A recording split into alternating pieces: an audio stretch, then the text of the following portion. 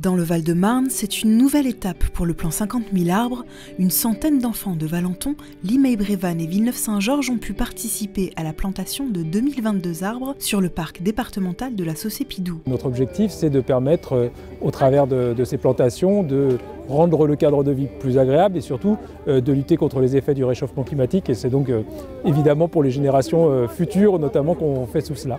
Aidés par les jardiniers du département, les enfants des établissements scolaires voisins ont pu planter un ou plusieurs arbres. J'ai planté des arbres. Je l'ai d'abord mis dans le trou et puis j'ai repoussé la terre et puis j'ai tassé la terre. On a déjà commencé à planter plusieurs arbres ici. Moi j'en ai planté 3 et chacun a planté comme il voulait. Chênes, charmes, pruneliers ou encore merisiers, pour respecter la biodiversité et préserver des maladies, une dizaine d'espèces d'arbres différentes ont été sélectionnées. En fait, on a 10 espèces différentes. On va appeler ça des espèces indigènes. Donc c'est des plantes qui poussent normalement en Île-de-France.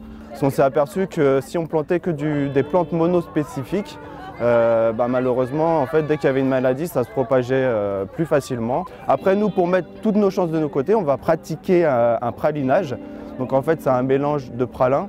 C'est un produit qui contient de la mycorhize, c'est un petit champignon qui va favoriser en fait la pousse des racines et du terreau.